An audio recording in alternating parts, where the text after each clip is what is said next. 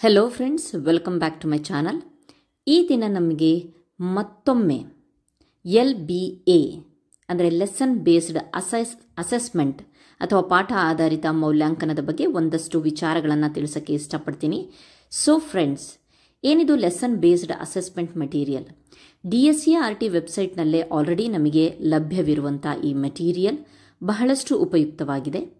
So ಇದ್ರ ಬಗ್ಗೆ ಹೇಳಬೇಕು ಅಂತ ಅಂದರೆ 1ರಿಂದ 10ನೇ ತರಗತಿಯ ಸ್ಟೇಟ್ ಸಿಲೆಬಸ್ನ ಎಲ್ಲ ಶಾಲೆಗಳಲ್ಲಿ ಈ ಒಂದು ತರಗತಿ ಪ್ರಕ್ರಿಯೆ ಮತ್ತು ಮೌಲ್ಯಮಾಪನ ಪ್ರಕ್ರಿಯೆಯಲ್ಲಿ ನಾವು ಇದನ್ನು ಬಳಸ್ಕೊಳ್ಬೇಕಾಗತ್ತೆ. ಇದು DSERTಯ ಒಂದು ವೆಬ್ಸೈಟ್ನಲ್ಲಿ ನಮಗೆ ಸಿಗತ್ತೆ. ಸೊ ಇಲ್ಲಿ ಆಯಾ ಪಾಠದ ಪ್ರಶ್ನಾಕೋಟಿಯನ್ನು ಕೊಡಲಾಗಿದೆ. ಓಕೆ, ನಲಿಕಲಿ ತರಗತಿಗಳಿಗೆ ಇದು ಅನ್ವಯ ಆಗೋದಿಲ್ಲ, ಆದರೆ MTIP ಶಾಲೆಗಳಿಗೆ ಅನ್ವಯವಾಗುತ್ತೆ. ಸೊ ಅವರ ಒಂದು ತರಗತಿಯ ಒಂದು ಕ್ವಶನ್ ಬ್ಯಾಂಕು ಸಹ ಅದರೊಳಗಡೆ ಇದೆ. ಇನ್ನು ಇಂಗ್ಲಿಷ್ ಮತ್ತು ಮ್ಯಾಥ್ಸ್ ಅಪ್ಲೋಡ್ ಆಗಿಲ್ಲ ಅಂತ ಬಹಳಷ್ಟು ಜನ ಹೇಳ್ತಾ ಇದ್ದಾರೆ, ಬಟ್ ಮುಂದಿನ ದಿನಗಳಲ್ಲಿ ಅದು ಆಗೇ ಆಗುತ್ತೆ.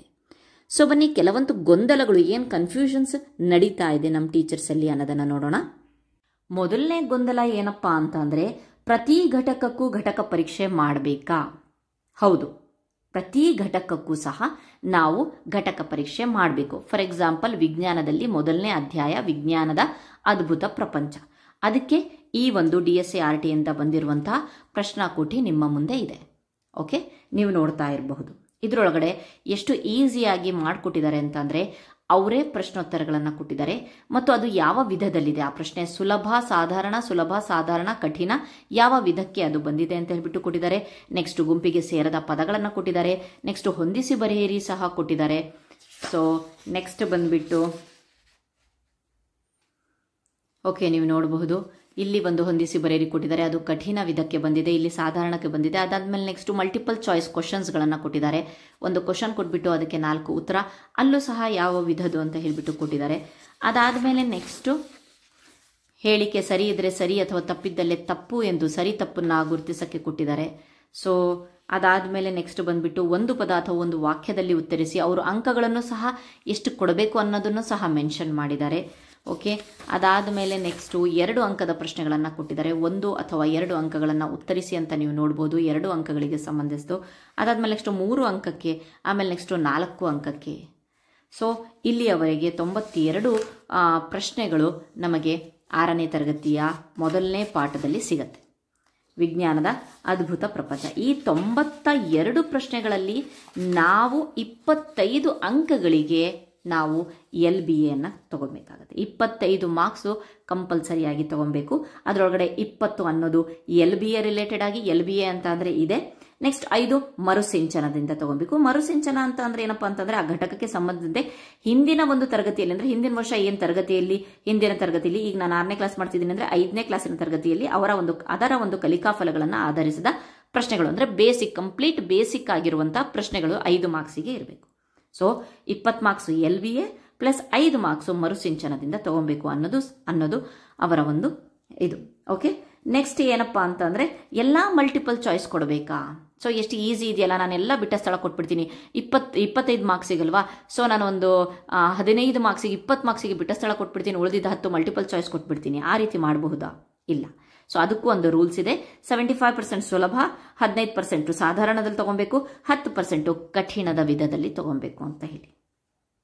ಓಕೆ, ನೆಕ್ಸ್ಟ್ ಏನಪ್ಪಾ ಅಂತ ಅಂದ್ರೆ, ಇನ್ನೊಂದು ಪ್ರಶ್ನೆ ಬರುತ್ತೆ. ಇದಷ್ಟೇ ಅಲ್ಲದೆ ನಾನು ಇನ್ನೂ ಹೆಚ್ಚಿನದಾಗಿ ಬೇರೆ ಬೇರೆ ಕ್ವಶನ್ಸ್ಗಳನ್ನ ತೆಗಿಬಹುದಾ? ಅಥವಾ ಲಾಸ್ಟ್ ಇಯರ್ ಪೇಪರ್ ಅಲ್ಲಿ ನಾನು ಇದೇ ಒಂದು ಪ್ರಶ್ನೆಗೆ ನಾವು 10 ಮಾರ್ಕ್ಸಿಗೆ ಏನು ಘಟಕ ಪರೀಕ್ಷೆ ಮಾಡ್ತಿದ್ನಲ್ಲ, ಸೊ ಆ ಪ್ರಶ್ನೆನೂ ಸಹ ಇದರೊಳಗಡೆ ಆಡ್ ಮಾಡಬಹುದಾ? ಖಂಡಿತವಾಗಿಯೂ ಇಲ್ಲ. ಏನು ಕ್ವಶನ್ ಬ್ಯಾಂಕ್ ಎಲ್ಲ ಆಲ್ರೆಡಿ ಪ್ರತಿಯೊಂದು each and everything, it covers each and everything ಅಂತ ಹೇಳ್ಬೋದು. ಪ್ರತಿಯೊಂದನ್ನು ಸಹ ಕವರ್ ಮಾಡಿದೆ. ಇಲ್ಲೇ ಎಲ್ಲ ಪ್ರಶ್ನೆಗಳು ಬಂದಿದೆ, ಇಲ್ಲೇ ಅವರು ಉತ್ತರನೂ ಸಹ ಕೊಟ್ಟಿದ್ದಾರೆ, ಎಲ್ಲ ವಿಧದ ಸಹ ಪ್ರಶ್ನೋತ್ತರಗಳು ಸಹ ಬಂದಿದೆ. ಸೊ ಹಾಗಾಗ್ಬಿಟ್ಟು ಯಾವುದೇ ಕಾರಣಕ್ಕೂ ನಾವು ಇನ್ನೂ ಹೆಚ್ಚಿನದಾಗಿ ಬೇರೆ ಬೇರೆ ಕ್ವಶನ್ಸ್ ಕೊಡ್ತೀವಿ ಅನ್ನೋದಕ್ಕೆ ಇಲ್ಲಿ ಚಾನ್ಸಸ್ಗಳಿಲ್ಲ. ಸೊ ಇಲ್ಲೇ ಆಲ್ರೆಡಿ ಎಲ್ಲದು ಕವರ್ ಆಗಿದೆ. So okay, there is no doubt ಅಂತ ಹೇಳ್ಬೋದು. ಓಕೆ, ನೆಕ್ಸ್ಟ್ ಇಲ್ಲಿ ಕ್ಲಿಯರ್ ಡೌಟ್ ಆಗಿದೆ ಅನ್ಕೊಂಡಿದ್ದೀನಿ. ಮೊದಲನೇ ಡೌಟ್ ಏನಪ್ಪಾ ಅಂದ್ರೆ, ಪ್ರತಿ ಘಟಕಕ್ಕೆ ಘಟಕ ಪರೀಕ್ಷೆ ಮಾಡಬೇಕಾ, ಎಷ್ಟು ಮಾರ್ಕ್ಸಿಗೆ ಮಾಡಬೇಕು ಅನ್ನೋದು. ಸೊ ಕ್ಲಿಯರ್ ಡೌಟ್ ಆಗಿದೆ. ಈಗ ನೆಕ್ಸ್ಟ್ ಬರೋಣ, FA1 ಇಲ್ವಂತೆ, SA1 ಇಲ್ವಂತೆ, ಹೌದಾ? ಬಹಳಷ್ಟು ಜನ ಕೇಳಿದ್ರು. ಖಂಡಿತವಾಗಿಯೂ FA1 ಇದೆ, SA1 ಇದೆ. FA1ಗೂ SA1ಗೂ ಸಹ ಇದರಲ್ಲಿರುವಂಥ ಕ್ವಶನ್ಸ್ಗಳನ್ನು ಆರಿಸ್ಕೊಂಡು ನಾವು ಮಾಡಬಹುದು. ಕ್ವಶನ್ ಬ್ಯಾಂಕ್ನ ಯೂಸ್ ಮಾಡಿರುವಂಥ ಕ್ವಶನ್ಸ್ಗಳನ್ನು ಯೂಸ್ ಮಾಡಿಕೊಂಡೆ ನಾವು FA1 ಸಹ ಮಾಡಬೇಕು. ಹಿಂದಿನ ವರ್ಷ ಏನು ಮಾಡ್ತಿದ್ವಿ ನಾವು? ಹಿಂದಿನ ವರ್ಷ ಏನು ಮಾಡ್ತಿದ್ವಿ? ಒಂದೊಂದು ಘಟಕ ಆದ ತಕ್ಷಣ 10 ಮಾರ್ಕ್ಸಿಗೆ ನಾವು ತೊಗೊಳ್ತಾ ಇದ್ವಿ. ಅದಾದಮೇಲೆ ನೆಕ್ಸ್ಟ್ FA1 ಬರ್ತಿತ್ತು, ಟೈಮ್ ಟೇಬಲ್ ಬರ್ತಿತ್ತು. ಅದ್ರ ಪ್ರಕಾರ FA1 ಕಂಡಕ್ಟ್ ಮಾಡಿಬಿಟ್ಟು ಒಂದು ಲಿಖಿತ ಪರೀಕ್ಷೆಯನ್ನು ಮಾಡ್ತಾ ಇದ್ವಿ. ಅಂತ ಅಂದರೆ ಈಗ ನನಗೆ ಈ ಒಂದು 6ನೇ ಕ್ಲಾಸಲ್ಲಿ ವಿಜ್ಞಾನದ ಅದ್ಭುತ ಪ್ರಪಂಚ ಇದೆ, ನೆಕ್ಸ್ಟು ಜೀವ ಜಗತ್ತಿನಲ್ಲಿ ವೈವಿಧ್ಯತೆ ಇದೆ, ಮನದುಂಬಿದ ಊಟ ಸ್ವಸ್ಥ ಶರೀರಕ್ಕೆ ಸೋಪಾನ, ಈ 3 ಪಾಠಗಳು ಏನಪ್ಪ ಅಂತಂದರೆ ನನಗೆ FA1ಗೆ ಇನ್ಕ್ಲೂಡ್ ಆಗುತ್ತೆ. ಸೊ ಜುಲೈ 24ನೇ ತಾರೀಕಿಗೆ ಏನು FA1 ಅಂತ ಹೇಳಿಬಿಟ್ಟು ಟೈಮ್ ಟೇಬಲ್ ಬಂದಿದೆಯೋ FA1ಗೆ ಈ 3 ಪಾಠಗಳು ನನಗೆ ಬರುತ್ತೆ. ಸೊ ಈ 3 ಪಾಠಗಳನ್ನು ನಾನು ಲಾಸ್ಟ್ ಇಯರ್ ಏನು ಮಾಡ್ತಿದ್ದೆ, ಇಲ್ಲಿ 10 ಮಾರ್ಕ್ಸಿಗೆ ಇದೊಂದು ಮಾಡ್ತಿದ್ದೆ ಘಟಕ ಪರೀಕ್ಷೆ, ಇಲ್ಲೊಂದು ಮಾಡ್ತಿದ್ದೆ, ಇಲ್ಲೊಂದು ಮಾಡ್ತಾ ಇದ್ದೆ.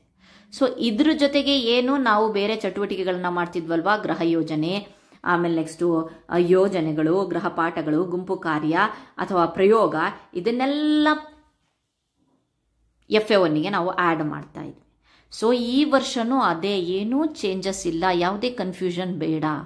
ಈ ವರ್ಷನೂ ಸಹ ಇಲ್ಲಿ ಏನು ನಾವು ಘಟಕ ಪರೀಕ್ಷೆಯನ್ನು ಮಾಡಿದ್ಮೇಲೆ ಇದನ್ನು ಸ್ಯಾಟ್ಸಲ್ಲಿ ಎಂಟ್ರಿ ಮಾಡ್ತೀವಲ್ವಾ, ಸೊ ಅದ್ರ ಜೊತೆಗೆ FA1ಗೆ ಒಂದು 20 ಮಾರ್ಕ್ಸಿಂದೋ 25 ಮಾರ್ಕ್ಸಿಂದೋ ಈ 3 ಪಾಠಕ್ಕೆ ಸಂಬಂಧಿಸಿ, ಘಟಕ ಪರೀಕ್ಷೆಯಲ್ಲಿ ಒಂದೊಂದೇ ಪಾಠ ತಗೊಂಡ್ವಿ, FA1ಗೆ ಈ 3 ಪಾಠಕ್ಕೆ ಸಂಬಂಧಿಸಿದಂತೆ ಎಷ್ಟಾದರೂ ಮಾರ್ಕ್ಸ್ 20 ಮಾರ್ಕ್ಸೋ 25 ಮಾರ್ಕ್ಸೋ ತೊಗೊಂಡ್ಬಿಟ್ಟು ನಾವೇನು ಮಾಡ್ತೀವಪ್ಪ ಅಂತಂದರೆ ಒಂದು FA1 ಕ್ವಶನ್ ಪೇಪರ್ ತೊಗೊಳ್ತೀವಿ.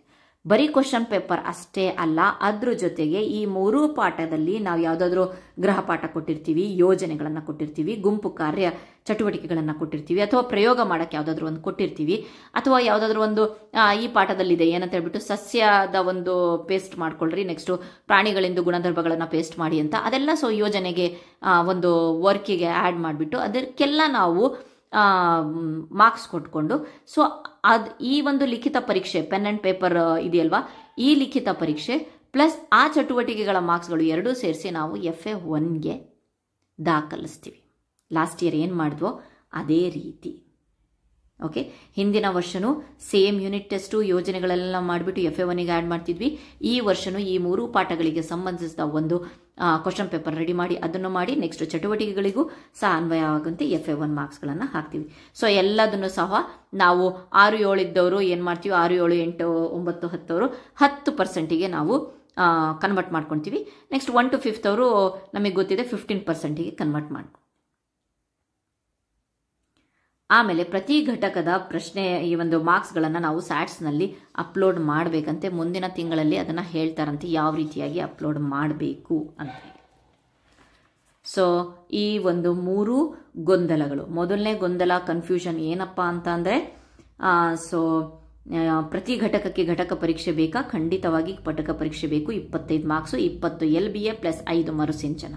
ಓಕೆ, ಎರಡನೇದು FA1 SA1 ಇದೆ ಘಟಕ ಪರೀಕ್ಷೆ ಜೊತೆಗೆ FA1 SA1 FA2 ಇವೆಲ್ಲ ಏನು ಇದೆಯಲ್ವಾ, ಹಿಂದಿನ ವರ್ಷ ಏನು ರೆಗ್ಯುಲರ್ ಆಗಿ ನಾವು ಮಾಡ್ತಿದ್ವಲ್ಲ ಅದೆಲ್ಲ ಇದೆ.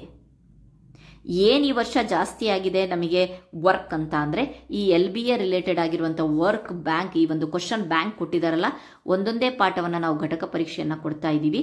ಕ್ವಶನ್ ಬ್ಯಾಂಕ್ ನಮಗೆ ನಾವು ಕ್ವಶನ್ಸ್ಗಳನ್ನು ಕ್ರಿಯೇಟ್ ಮಾಡಿಕೊಂಡು ನಾವು ಘಟಕ ಪರೀಕ್ಷೆ ಅಂತೂ ಮಾಡ್ತಿದ್ವಿ, ನಾವು ಇಲ್ಲ ಅಂತ ಇಲ್ಲ, ಘಟಕ ಪರೀಕ್ಷೆ ಪ್ರತಿಯೊಂದು ಯೂನಿಟಿಗೆ ನಾವು ಮಾಡ್ತಾ ಇದ್ವಿ.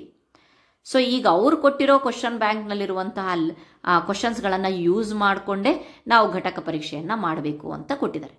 10 ಮಾರ್ಕ್ಸಿಗಿತ್ತು, ಈಗ 25 ಮಾರ್ಕ್ಸಿಗೆ ಮಾಡಬೇಕು. ಸೊ ಕೆಲವೊಂದು ಕಡೆ ಇನ್ನೂ 10 ಮಾರ್ಕ್ಸಿಗೆ ಇದೇ ಕ್ವಶನ್ ಬ್ಯಾಂಕನ್ನು 10 ಮಾರ್ಕ್ಸಿಗೆ ಮಾಡ್ತಾ ಇದ್ದಾರೆ, ಬಟ್ ಸರಿಯಾದ ಸೂಚನೆಗಳು ನಮಗೆ ಸಿಗ್ತಾ ಇಲ್ಲ. ಹಾಗಾಗಿಬಿಟ್ಟು ನಾವು ಏನೋ DSRT ಅವರು ಅವತ್ತು ಲೈವ್ ಯೂಟ್ಯೂಬ್ನಲ್ಲಿ ಹೇಳಿದ್ರು 25 ಮಾರ್ಕ್ಸಿಗೆ ಮಾಡಿ ಅಂತ ಹೇಳಿ, 20 from the LBA and 5 from the ಮರುಸಿಂಚನ ಅಂತ ಹೇಳಿದ್ರಲ್ಲ, ಅದ್ರ ಪ್ರಕಾರನೇ ನಾವು ಮಾಡ್ಕೊಂಡು ಹೋಗ್ತಾ ಇದ್ದೀವಿ. ಸೊ ನೆಕ್ಸ್ಟು ಎರಡನೇದಾಯಿತು. ಮೂರನೇದಾಗಿ ಸ್ಯಾಟ್ಸ್ನಲ್ಲಿ ಯಾವ ರೀತಿಯಾಗಿ ಅಪ್ಲೋಡ್ ಮಾಡಬೇಕು, ಇನ್ನೂ ಅದರ ಇನ್ಫಾರ್ಮೇಷನ್ ಕೊಟ್ಟಿಲ್ಲ. ಏನೋ ಸಪ್ರೇಟ್ ಆಗಿರುವಂತಹ ಲಾಗಿನನ್ನು ಪ್ರತಿ ಶಿಕ್ಷಕರಿಗೆ ಕೊಡ್ತಾರಂತೆ, ಅದನ್ನು ಓಪನ್ ಮಾಡಿಕೊಂಡು KGID ನಂಬರ್ ಹಾಕ್ಕೊಂಡು ಓಪನ್ ಮಾಡಿಕೊಂಡು, ಸೊ ಅದರೊಳಗಡೆ ನಾವು ಪ್ರತಿ ಘಟಕದ ಮಾರ್ಕ್ಸ್ಗಳನ್ನು ಎಂಟ್ರಿ ಮಾಡಬೇಕಂತೆ ಅಂತ ಹೇಳಿಬಿಟ್ಟು ಹೇಳಿದ್ದಾರೆ. ಸೊ ಸದ್ಯಕ್ಕೆ ಇನ್ನೂ ಆ ಇನ್ಫಾರ್ಮೇಷನ್ ಬಂದಿಲ್ಲ. ಸೊ ಐ ಹೋಪ್ ನಿಮಗೆ ಈ LBA ಬಗ್ಗೆ ಒಂದಿಷ್ಟು ವಿಚಾರಗಳನ್ನು ತಿಳಿಸೋಕ್ಕೆ ಇಷ್ಟಪಟ್ಟಿದ್ನಲ್ಲ, ಸೊ ನಿಮಗೆ ಅರ್ಥ ಆಗಿದೆ ಅಂದ್ಕೊಂಡಿದ್ದೀನಿ. Thank you once again friends. ಆಮೇಲೆ ಪ್ಲೀಸ್ ನನ್ನ ವೀಡಿಯೋಸ್ ನಿಮಗೆ ಇಷ್ಟ ಆದರೆ ಪ್ಲೀಸ್ ಒಂದು ಲೈಕ್ ಮಾಡ್ರಪ್ಪ, ಒಂದು ಲೈಕ್ ಮಾಡಿರಿ, ಒಂದು ಕಮೆಂಟ್ ಕೊಡ್ರಿ, ಚೆನ್ನಾಗಿದೆ ಅಥವಾ ಥ್ಯಾಂಕ್ ಯು ಅಂತ ಹೇಳಿಬಿಟ್ಟು. ಸೊ ನೆಕ್ಸ್ಟ್ ನಾನು ವೀಡಿಯೋಸ್ ಮಾಡೋಕ್ಕೆ ಪ್ಲೀಸ್ ತುಂಬ ಪ್ರೋತ್ಸಾಹ ಸಿಗುತ್ತೆ. Thank you so much.